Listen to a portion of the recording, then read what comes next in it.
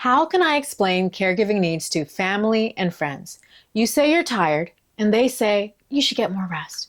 You ask for help, and they say, let me know if you need anything. You explain what caregiving looks like, and they still don't get it. If you're struggling to get the people around you to understand what it is that you're carrying, this video is for you. Today I'm going to show you how to explain caregiving in ways that people will actually hear you, and how to invite support without shame or exhaustion, because you shouldn't have to justify your role. I'm Dr. Anna Thomas. I'm a physician, TEDx speaker, and founder of LifeCare LeadHership, and I help caregivers step into leadership with tools that make communication clear instead of painful, even with the people who don't always get it.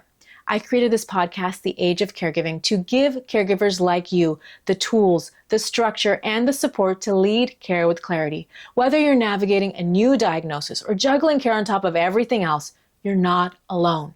Please remember, everything that I share here is for educational purposes only. Always consult your healthcare provider for personal medical advice. If you're feeling overwhelmed by how much care is actually needed and you're unsure how to calculate what it is, check out my free Care Needs Analysis training. It will help you map out the hours, the tasks, and the support gaps that you have so you can explain your reality with facts, not frustration. The link is below.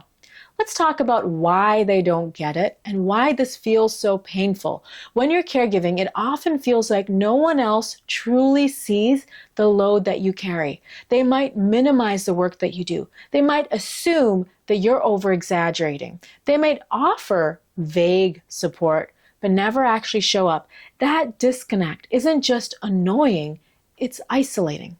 But part of leadership is learning how to communicate in ways that cut through the misunderstanding. So let's walk through how to do that with clarity, not conflict. Step one, you have to shift from venting to vision. When you start off by saying, I'm so exhausted all the time, people will think that you're just blowing off steam, that you're just venting.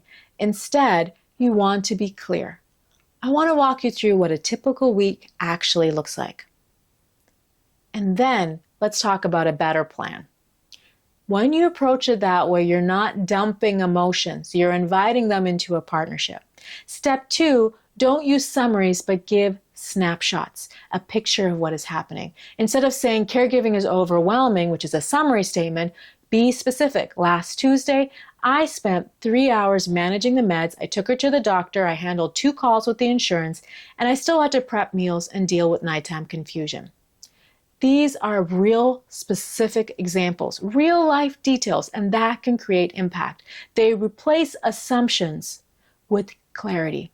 Step 3 is to translate your needs into a specific task. So when you say, I need help, people don't always know what that means.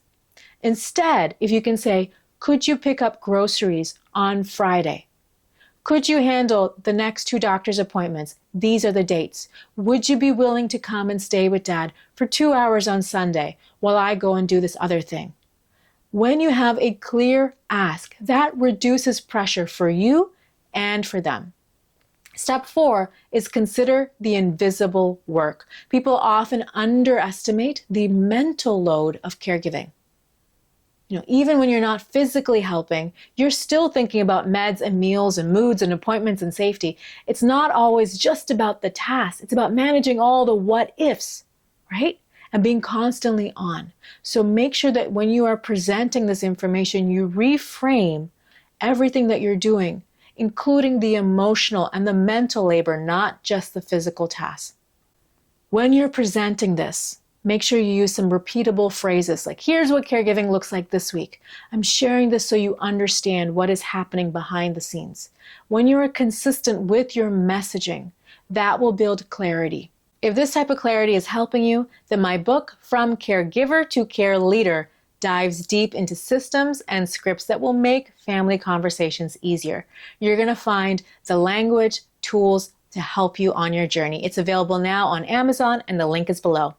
Remember, you're not asking for pity, you're asking for partnership. You don't need applause, you need someone to see what you're holding and say, you know what, let me help you. Every time you speak up with clarity, you teach others how to show up as well. I'd like you to go back and watch this video here. How can I keep family caregiving meetings calm and productive? Because once people can understand the load, the next step is to gather them together and share it.